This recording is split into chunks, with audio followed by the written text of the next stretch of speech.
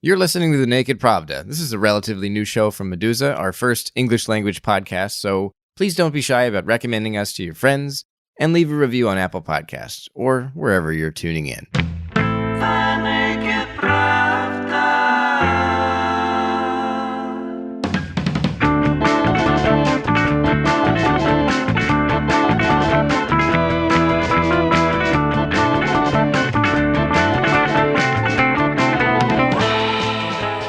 Welcome to the Naked Pravda, a podcast that highlights how Medusa's top reporting intersects with the wider research and expertise that exists about Russia. I am your host, Kevin Rothrock, the managing editor of Medusa's English language edition. And on today's show, we'll be discussing the controversial amendments recently made to the internal rules and regulations on students and faculty at Moscow's Higher School of Economics, or HSE, perhaps the best university in Russia. In mid-January, the school's administration shared a proposal to impose greater restrictions on political activism within the university that would have prohibited individuals affiliated with HSE from mentioning this connection when discussing political issues or taking part in what the school officials described as socially divisive activities. Administrators also announced that the university would strip all student media groups of their university status, apparently in response to the actions of a single student outlet called Doxa. About a week later, on January 24th, HSE's Academic Council held a 10-hour meeting. Among many issues, the council discussed the proposed amendments to the school's internal rules, ultimately watering down many of the most draconian suggestions. For example, the university is still cracking down on political activism, supposedly in the school's name, but the language about socially divisive activities didn't make the final cut. What happened on the day of the meeting, I was supposed to approve the documents. And actually the day before that shows that at least some dialogue started happening. Now this is, to me, it's a very good sign. That's Greg Yudin, a senior research fellow and an associate professor of sociology at the Higher School of Economics. Between 2014 and 2016, he was named one of the school's best teachers for 3 years in a row. Greg says he's not exactly thrilled about all the new restrictions, but he believes the administration made a reasonable effort to engage disgruntled students. And the amendments to HSE's internal rules reflect a good compromise, he says. And yes, the rector voiced some of the concerns of the professors and students, and actually introduced himself a couple of very important amendments to those new regulations, so that eventually the whole thing was approved almost unanimously, I guess. And some of the most poisonous elements of the suggested regulation, some of them were softened and to a certain extent disarmed. Greg says one of the main reasons for the university's sudden concern about student activism is a student journal called Doxa, which mobilized significant attention and solidarity on behalf of several HSE students who were arrested and prosecuted for their participation in last summer's opposition protests in Moscow. Because the student media are, of course, one of the possible sources of political positions, source of political statements. And that is also what the university finds worrying. That, of course, has everything to do with the extremely successful activities of the Doxa journal. Obviously, Doxa is extremely successful and extremely efficient student project. Actually, I guess the first project that made the student agenda the matter of the real public debate. And that, of course, led them to adopt in certain political positions. And the university would like to disassociate itself from those political positions. Armen Aramyan is an editor at Doxa and a graduate student at the Higher School of Economics.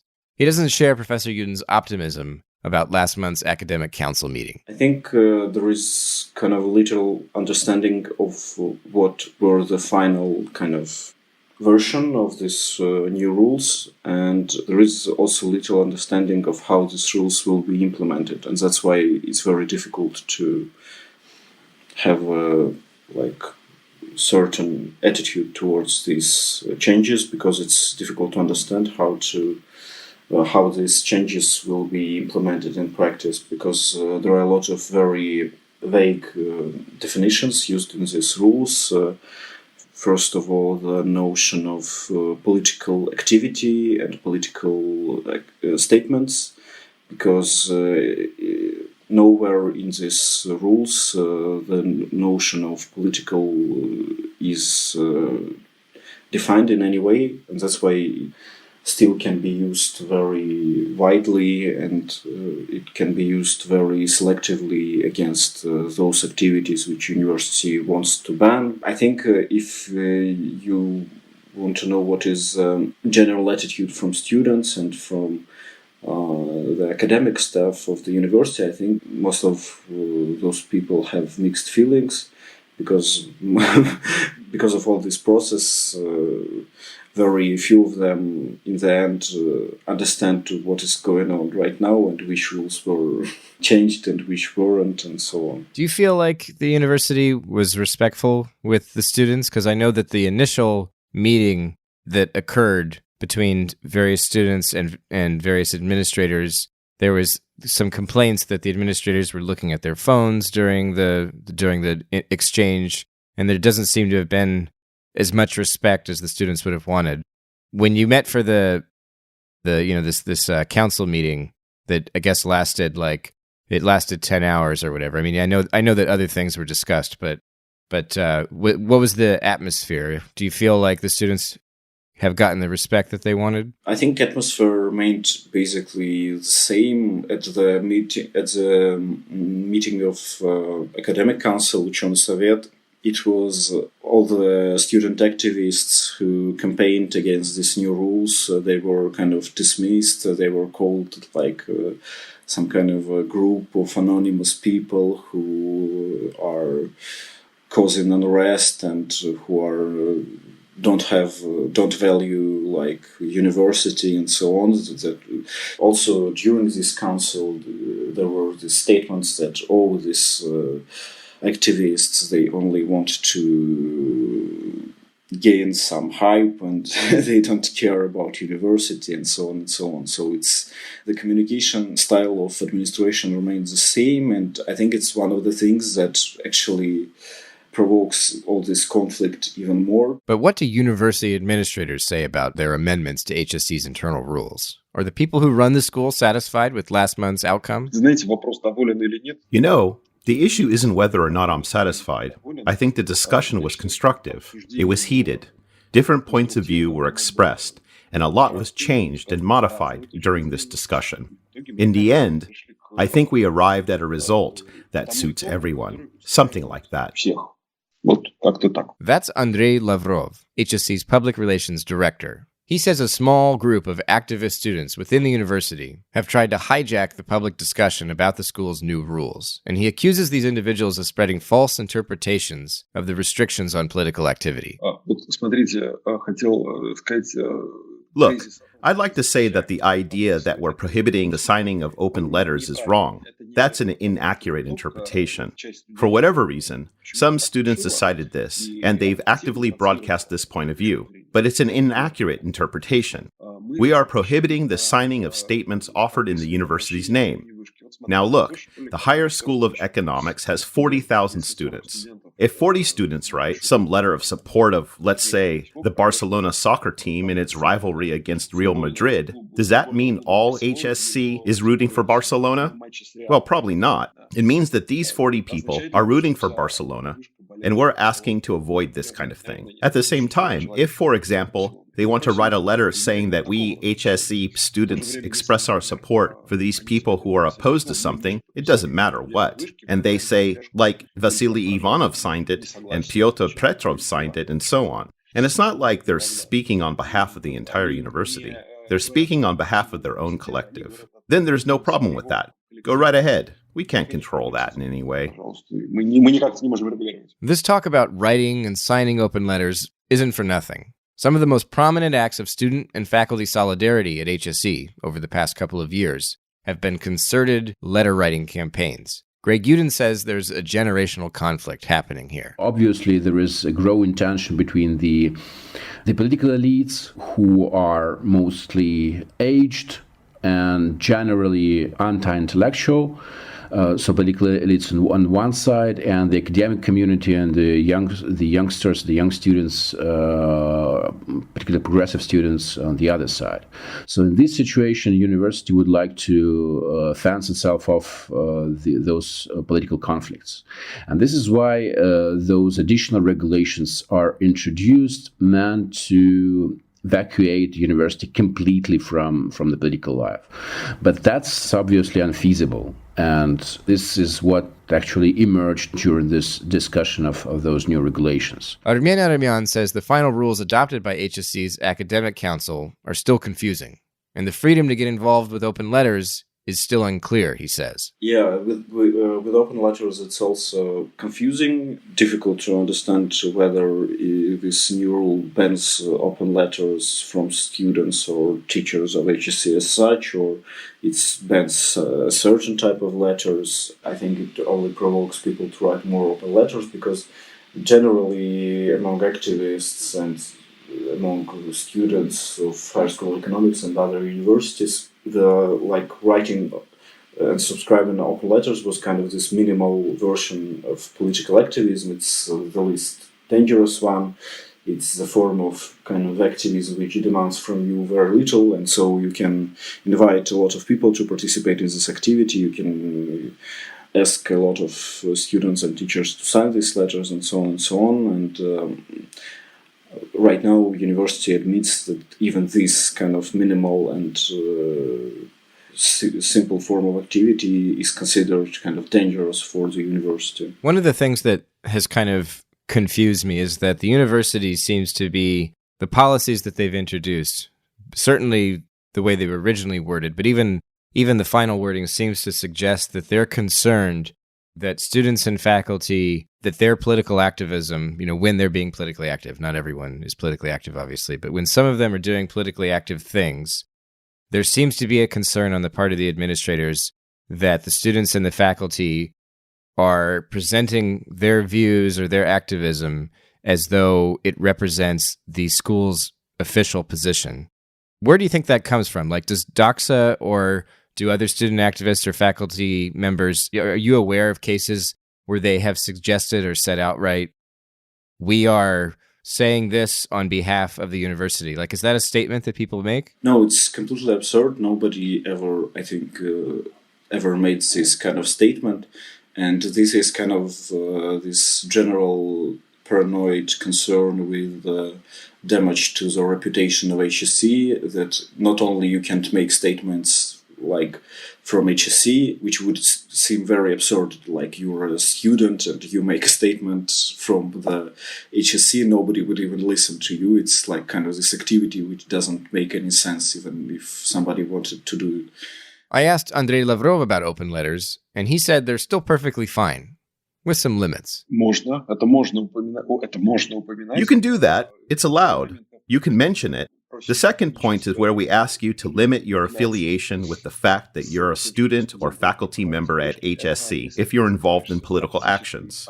Meaning, if you're running some kind of campaign, or if you're supporting some political party, like let's say if the political party United Russia wants to recruit HSC teachers or it wants to use them in its election campaign, and you're saying that the HSC faculty support us, we're asking you not to do that kind of thing. We prohibit that.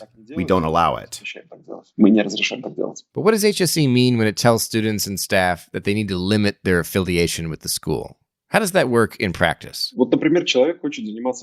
Let's say, for example, that someone is very involved in politics. This person wants to run for mayor. Just as an example, there's a campaign. He's trying to win over votes. You know the drill. Or let's say he wants to write a political column or letter in support of this or that political group. I repeat that we're talking only about active political actions. In a case like this, we can ask the person to take reasonable steps to avoid affiliation with the school. What does this mean? Maybe he says he's expressing his personal point of view. If, for example, this is a philology professor, he can sign a letter as a philology professor. Hold up. If you're an American, you might be asking yourself at this point, what the heck is philology? It's the study of language in oral and written historical sources.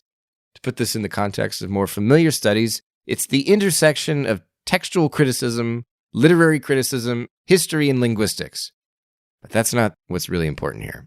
What you need to know is that Lavrov here is clearly referring to HSC professor Ghassan Gusenev, who last October caused a national scandal with a single Facebook post where he criticized the use of language in the Russian media, referring to the Russian language as miserable and despicable. After a few weeks, the Ethics Commission of HSC's Academic Council recommended that Gusenev issue a public apology for making ill-conceived and irresponsible statements that damaged the university's reputation, and the commission urged him to disavow his remarks. Gusenev told the commission to buzz off. Okay, let's get back to Andrey Lavrov now. If, for example, this is a philology professor, he can sign a letter as a philology professor, but not as a higher school of economics professor. Or he can, in fact, sign as a higher school of economics professor, and the norms that we introduce leave us with the right to reach out to him if his statement harms our academic freedoms and our academic work in any way, and we can ask him to clarify that he expressed this point of view as a private individual. That's all. As heated as the controversy surrounding Ghassan Gusenev's Facebook post was, this is not the biggest scandal to rock HSC in the past year. That honor goes to Vice Rector Valeria Kasmara's campaign for a seat in the Moscow City Duma. Greg Yudin says her campaign infuriated many professors at HSC who feel that she ran as the university's official candidate without the faculty's endorsement. Last year we had a very severe representation problem when a candidate from, actually a vice rector ran for Moscow City Council, Moscow Parliament, as an official candidate from university without having an approval from the faculty, without having any kind of official approval. And that was a severe representation problem. So actually, those open letters that were circulating, many of them were circulating last year, and the readiness to act in solidarity, defending the members of the community of the university, these actions were pretty efficient. Some of those amendments were obviously targeting those practices. HSC Public Relations Director Andrey Lavrov insists that Kasmara never violated any of the school's rules on political activities, and he says her campaign last summer would still be allowed now under the university's amended restrictions. Sure, why not? Of course you can run for a Duma seat. Last year, Valeria Kasmara, I'd like to draw attention to this, was identified as an HSC vice rector only because Russian election law requires candidates to indicate their place of work when registering their candidacy. Naturally, if the law requires it, what kind of restrictions can we impose? At the same time, Kasmara ran her campaign completely separately from the Higher School of Economics. She didn't recruit her students. She didn't meet with voters in university classrooms. Not a single HSE employee was part of her active campaign staff. And nobody inside HSE collected signatures for her. She did all of this outside the university as a private individual. But Doxa's Armen Aramyan says this isn't actually how Kasmara ran her campaign. The thing with Valeria Kasmara's participation in these elections is that she actually, in all her public presentation, she claimed, yes, I'm from Higher School of Economics, I'm a director of such an institute, I'm a vice rector, etc. And for example, if you check the Novaya Gazeta interview with her, conducted in June, I think, or in beginning of July, she also openly says that, yes, Yaroslav Kuzminov was a candidate before me because we need to represent universities' kind of interests in this Moscow Duma. Armen is right. Last June, just after Kasmara submitted her candidacy paperwork for the Moscow City Duma elections, she told Novaya Gazeta that it was important for the Higher School of Economics to maintain its presence in Moscow's 43rd district, where she ran for the seat then occupied by her boss, Rector Yaroslav Kuzminov, the head of HSE. In the interview, she mentioned Kuzminov dozens of times, arguing that it was her university's social responsibility to participate in the district's public life. She also stressed that HSE was drafting a development program for the area in cooperation with Moscow city officials. It's difficult to say that she didn't say that she's a university candidate because she openly did so. She said that Yaroslav Kuzminov was in Duma. Now I am going there instead of him, and our university has a lot of our university is an important stakeholder in city politics, and that's why we have to participate. I mean, even now, it's interesting that Valeria Ksavara is kind of this figure which can exist both in politics and in university, because there was, when she was a candidate, she, of course, received a huge financial support for her campaign, and she launched public pages in social networks, on Telegram, and Facebook. And these public pages are still... They are still active. They are still right now. They are covering her activity both as university administrator and as a kind of social leader of different other projects. This is also true. Kosmara has a public page on Facebook, separate from her individual private account, where the first featured video shows her speaking from a stage adorned in HSC's official logo. Ella Panfilova, the former head of HSC's Lab for Anti-Corruption Policy and now the chair of Transparency International Russia, used to be close friends with Kosmara. But the two had a falling out in the summer of 2018 when Panfilova resigned from the school after almost a decade because of what she called institutional and ethical conflicts. About a year later, when Kosmara announced her candidacy for Moscow's City Duma, Panfilova accused her and Rector Kuzminov of abusing HSC's administrative resources, claiming that Kosmara actually tasked several of her subordinates with work related to her campaign. Panfilova also pointed out that the official job description on HSC's website for at least one member of Kosmara's Institute for Applied Political Studies included responsibilities directly related to Yaroslav Kuzminov's duties in the Moscow City Duma. A few days later, these responsibilities mysteriously disappeared from the staff page on the school's website.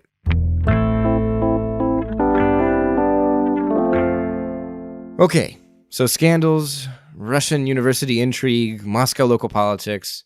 How does any of this compare to academic political life outside of Russia, say in the United States? I'm a professor of geography at the Department of Geography, University of Wisconsin-Madison. And I am a senior lecturer in the School of Education here at UW-Madison. That's Kris Olds and Mark Johnson, two scholars at the University of Wisconsin-Madison, a public research university in, you guessed it, Madison, Wisconsin.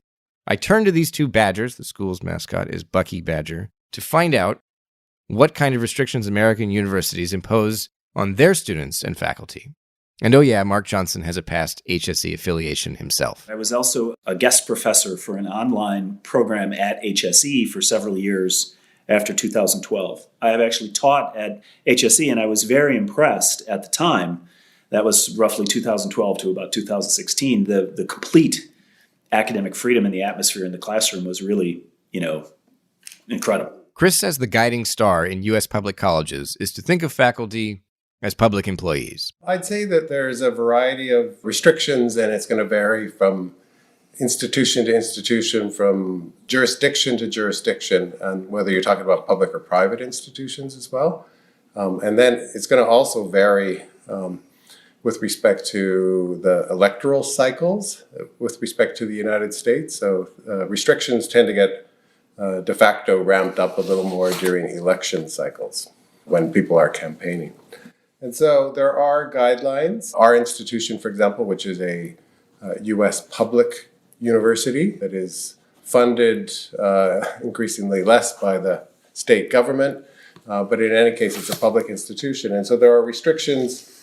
And the main restrictions are that you can't use university, for example, printers, money, facilities, logos, these sorts of things to advocate for any particular political party or politician. You can almost de facto sort of think of us as public employees, and so what they don't want is me sitting in my office using my computer here to help campaign for a politician. That said, you can participate in political life. You can speak about issues. You can talk about your research with respect to everything from water quality to the nature and evolving role of the Constitution in society, etc. So you can participate in political life, but you can't really use your facilities here. Right. So far, things don't sound that different from the rules at HSE, but Mark and Kris say teachers who step out of line in the U.S. won't generally have to worry about any ethics commissions. And the punishments would be very mild. I mean, even if you did cross some of those lines and were politically active or participated in a protest, the chances of actually, being severed from the institution or being terminated are nil. Yeah. So we could, for example, have a staff member who uses our department letterhead or a poster, a banner, etc., during a particular politically heated campaign or protest. And if that happens, what you're going to get is an email probably from the dean saying, "Dear department chair, we noticed this up there. Could you make sure that staff member realizes what the rules are?" Right. And the rules get shared with this person. And then we go and tell them so that you can't really do that. You can stand up there at lunchtime and protest, but you just can't use our department, like I say, letterhead or banner or poster and these sorts of things. When it comes to students in the U.S., however, there's a lot more leeway. Here, the core principles are ostensibly to cultivate active citizens and train professional journalists. I want to add, though, there's big differences for students. So students are encouraged to learn. So the ultimate objective is learning and learning gain. And so students form organizations and associations associated with particular political parties. They bring in speakers from different political parties. They are encouraged as well to set up debates between particular politicians. And you'll see this happening in all sorts of ways on campus. They, again, they can bring them into university buildings, but they can't use the buildings, for example, to generate revenue for the party or the politician. So the objective is learning, and that occurs by learning about how politics work, learning how parties work. So the ultimate objective with respect to students is learning and using and participating in the political process and learning while doing so. Learning through participation and inviting outside guests is a familiar concept at the Higher School of Economics, of course. But it's become harder recently to bring in politically active speakers. Armen Aramyan says the university now imposes a political litmus test on any guest speakers. Back in maybe 5 years ago, yes, it would be possible, more or less, not with every speaker, maybe not with most radical speakers, but even Alexei Navalny was participated in debates with Yaroslav Kuzminov about ways of fighting corruption, and it was okay. But during these last years, it became almost impossible. And if you are able to invite somebody to the university, it should be aligned with the current position of the university. It should be basically certain people in university administration should agree with it, and only then you can do it. But in most of cases you can't. And I think you've heard this story about the student talk show, which was a kind of this basically. It was a study project. It wasn't even a kind of independent student organization, and they invited Lyubov Sobol, who is a prominent politician here and ally of Alexei Navalny, and then this show was closed like a day before the talk show with Lyubov Sobol had to take place. Armen is referring here to an incident last May, when HSE suddenly canceled an interview with Lyubov Sobol, who was invited by journalism students to be a guest on a student-run talk show.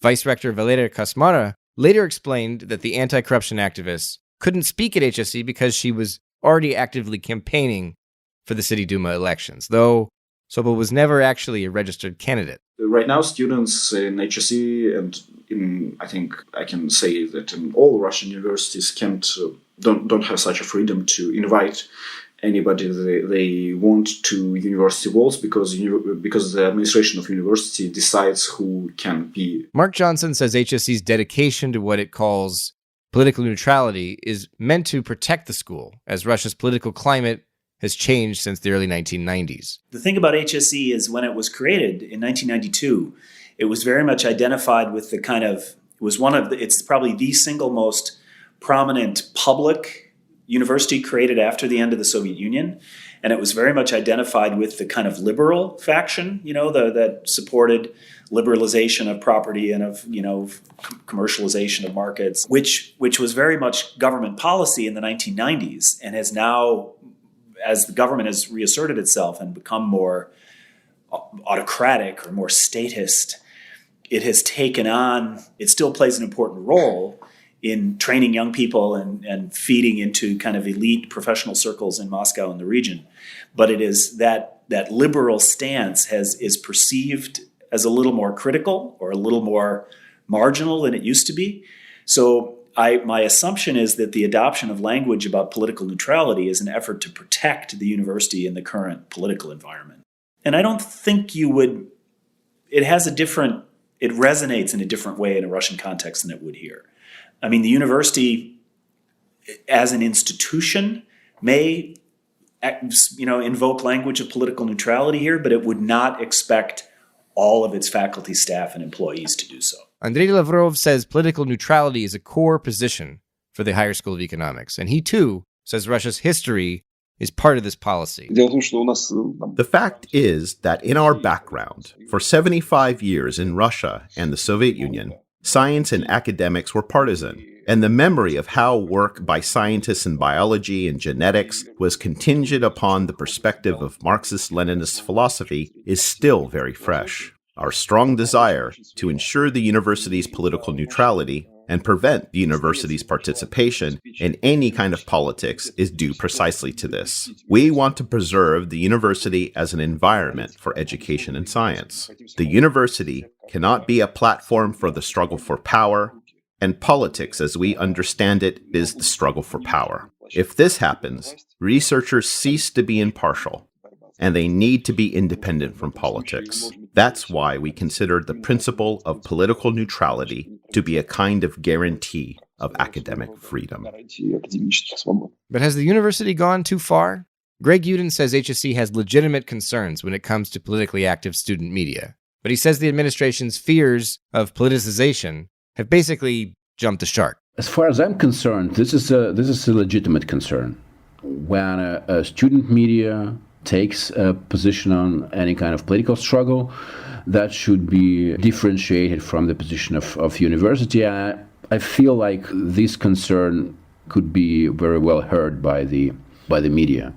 But of course, the fear of politicization is so elevated within the administration that they decided simply to block and to put a ban on all kinds of student media, which is of course ridiculous. I don't think there's any chance that that's going to work, because what they would like to achieve with that is that university is completely disassociated from political life. But students are obviously going to continue to be engaged in politics in various ways, and their affiliation, they formal affiliation with HSE, will inevitably pop up here and there. But this is all ultimately a legal issue, if you ask Andrey Lavrov. Of course, I'll explain.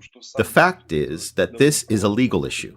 The very concept of a student organization is a practice invented by the Higher School of Economics to find ways to stimulate students' extracurricular work. Legally, a student organization isn't a subdivision of the Higher School of Economics. It's a certain kind of entity that is related directly to HSE. In other words, an HSE student organization is HSE. The second point is that our principled stance has always been that student media should be independent. Neither HSE's administration nor HSE's professors have ever interfered in their work. They've never called them in for planning sessions or dictated editorial policies or asked them to retract this or that story.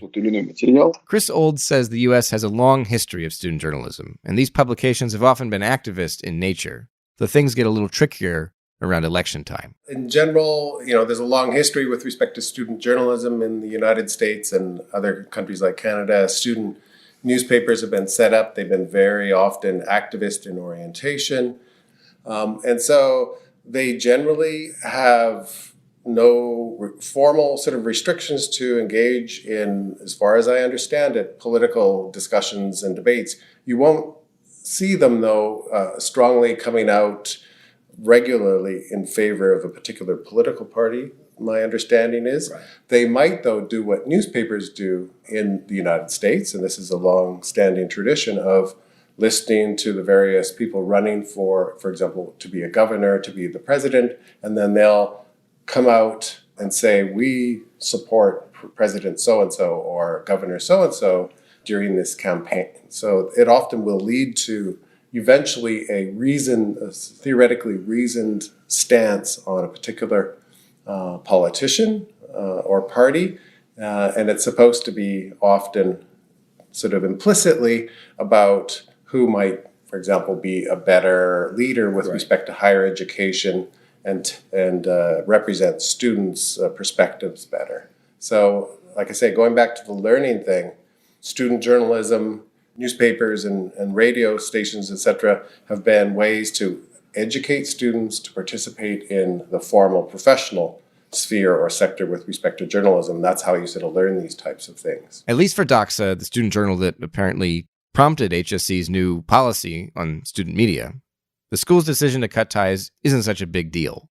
But Armen Aramyan says it could have greater consequences for other publications. It wasn't getting a lot of support. It was getting, basically, we could use university rooms and make our, some kind of public meetings in universities and so on. And we also had an access to equipment for our media projects, for video projects and so on, and now we can't use it. But basically it wasn't much because, Doxa was from the beginning a volunteer project and it existed for several years without any financing, and so right now we are this decision of HSC didn't influence us majorly, but I think it because the HSC also decided to deny support to all the other student media as well. I think there are a lot of organizations who are actually affected by this more. I asked Andrey Lavrov if he thinks HSC's decision to distance itself from the university's student media will be a problem. What does this change for the school's aspiring journalists? Andrey says basically that whatever happens is going to happen. From my point of view, this won't make their work any easier or harder. It will have very little effect on their work, but it will greatly simplify life for HSE. At the very least, we won't face the moral dilemma of whether or not we pressure student media because they are legally part of HSE. Officially, we are waiving responsibility for the content produced by student media, so we're providing them with complete independence. In this sense, the independence of student media will be ensured and guaranteed to a greater extent. At the same time, we understand that independence isn't always easy. Sometimes it's hard.